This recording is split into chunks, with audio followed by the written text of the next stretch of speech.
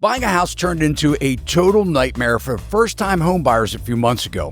I'd like to tell you that this is rare, but it's not. So many buyers get excited when looking for a home, and that's when the worst mistakes can happen, especially when they're influenced by an agent needing a commission check.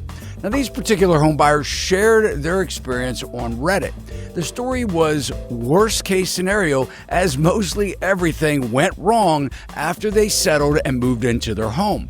Hopefully this will help someone out there getting ready to buy their own home, hoping they can avoid the money pit. Now, all of this could have been completely avoided had they hired a professional, experienced real estate agent, or if they would have taken my Todd Simple home buying course for just $300. This show is brought to you by Sachs Realty Education. Here you can find my Todd Simple home buying course. It's self-paced, packed with insider secrets, teaching home buyers how to save potentially tens of thousands of dollars when buying a home and how to avoid costly mistakes. You'll get worksheets, sample contracts, resource guides, and more. The link is pinned in the comments below.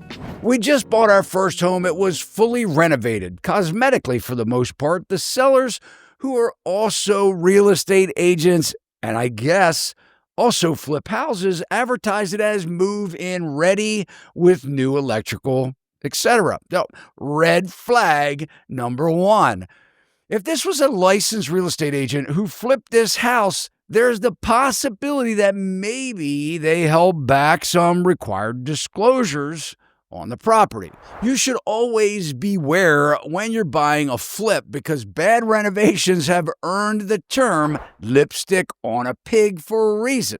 So let's talk about how they said the advertisement was move-in ready. Look, guys, you have to be aware of an agent's write-up. The term is called puffing, when a real estate agent over-exaggerates a house, making it more appealing than it really is. Now, they go on to say that our inspection flagged some HVAC issues, so we asked them to fix it.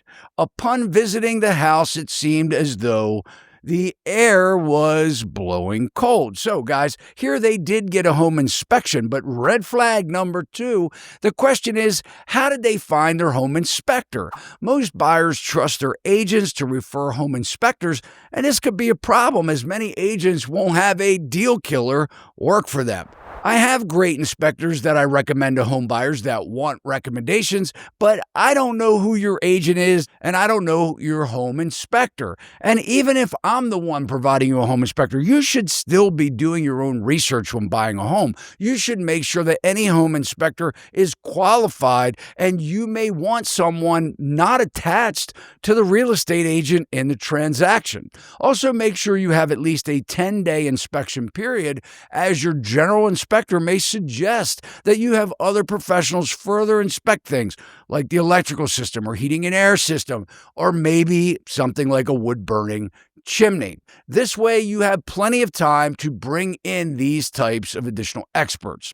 Now, their nightmare is just beginning. They say the day after closing, the HVAC stopped working completely. Fine, we like the house and half expected something like this, and we're probably going to replace it anyway. So we bit the bullet and installed a brand new HVAC system. Now, new HVAC systems, if you're just doing a switch out of the inside and outside unit, the equipment, you could probably expect to pay anywhere from $15,000 to $20,000 with today's prices. But red flag number three, why would you buy the house expecting that a flip would possibly need a brand new HVAC system?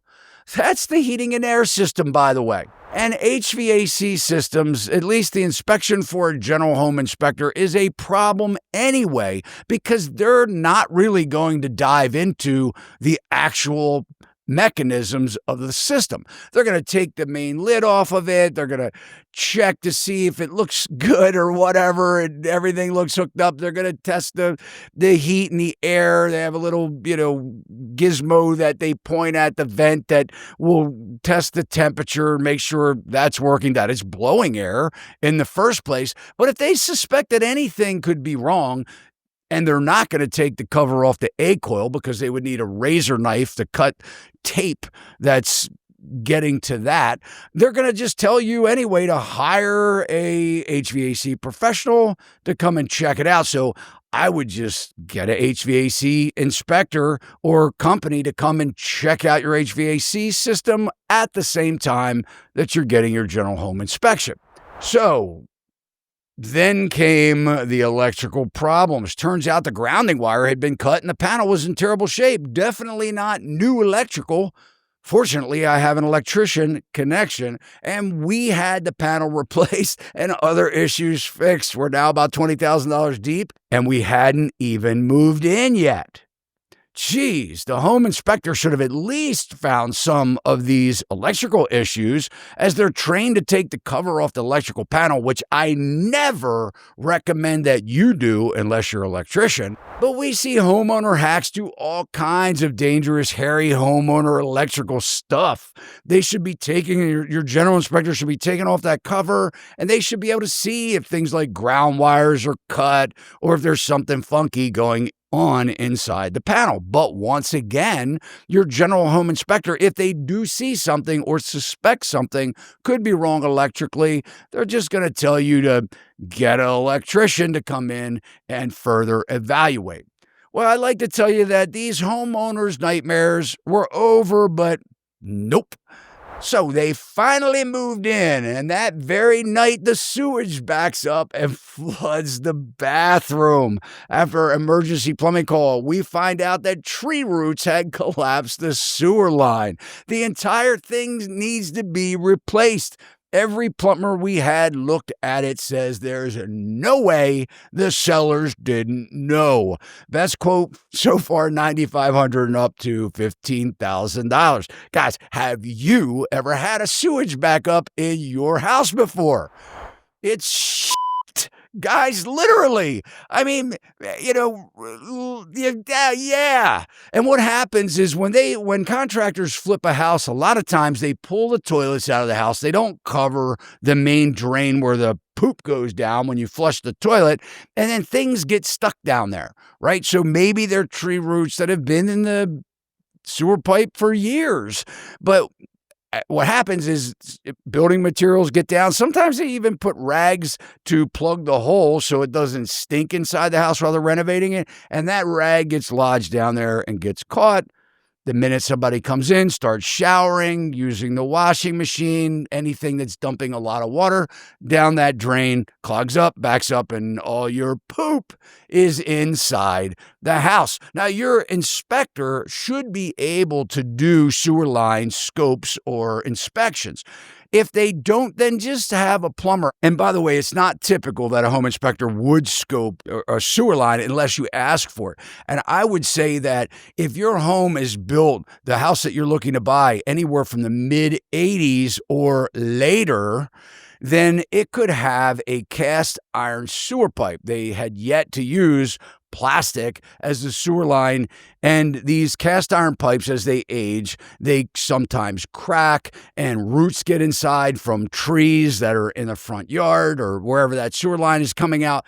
And what happens is these roots grow, and that's what causes the problem. Now, they can sometimes go in and cut out those roots, or sometimes it's so bad that your whole sewer line needs to be replaced.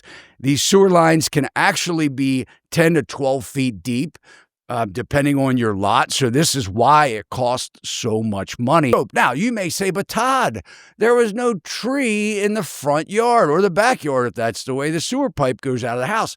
It doesn't matter. A lot of people will cut the trees down and tree roots still grow. It may have been a problem before. They cut the tree down, they took the stump out, and now it's a beautiful lawn or a bed of landscaping, and you don't know that a tree even existed there. Now, you think their nightmares are over? No, not at all. Here we go. They're taking a shower the next day. This is after their poop comes in the house, or somebody else's poop. The next day, our shower is putting out scalding hot water. Turns out the water heater and plumbing are incorrectly installed during the renovation. We'll need to redo the setup just to take a shower, another $1,000 plus. plus drywall repairs. Now, guys, this is another problem here. Your home inspector, this is another red flag. Your home inspector should be testing the water, running the water, testing the cold water, running the hot water. It is common that stupid things happen where the lines get crossed and you turn on the hot water and cold water comes out, and the cold water and hot water comes out. But regardless of that, if you're getting a home inspector, I would be calling them up and raising some hell with them, right? If you had a buyer's agent during this process, shame on you, these people, because you didn't do a very good job in interviewing agents before you went shopping for a home. Now, is it hard to believe, guys, that all of this stuff happened? Well, of course. I don't think they're lying at all. This happens, and even sometimes worse things happen, right? Maybe not this extreme. Maybe it's just half these things happen.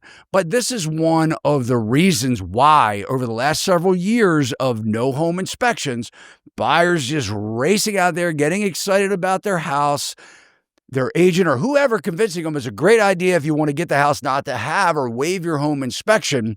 Now, look, here's the bad part about it all. The seller here in this situation was also the listing agent. So, listing agent, seller, flipper, they had a home inspector. What in the world could have possibly gone wrong in this home buying experience? So where's the liability here? Well, one thing I'm going to tell you is that arbitration is the first thing in the National Association of Realtors contracts. At least it is in Maryland, so check yours out. So you would think that it would be just very easy to go and say, someone else must pay me back for all this stuff. Nope. Caveat emptor in most cases, guys. Even though you may have a lawsuit, it costs you money to sue people. You need to be aware before you sign the closing documents and have the keys and now own all of this stuff. So I create these YouTube videos to help people avoid the costly mistakes often made when buying a house. And by the way, this is one of the largest purchases that most people make in their entire lifetime. And this is also why I developed my Todd Simple home buying course. I wrote it, I teach it, and I believe in it enough, guys, to say that nobody, I mean no one, should buy a house without taking it. It's $300. My gosh, if you can't save that amount of money and the mistakes that you'll avoid after taking the course, then something is majorly wrong.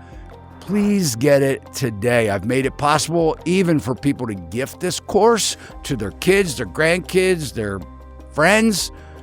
Check out SachsRealty.education. I hope you found valuable in today's video. And if you did, smash that thumbs up. It's one of the only reasons I'll know if you don't leave me a comment. So see you soon.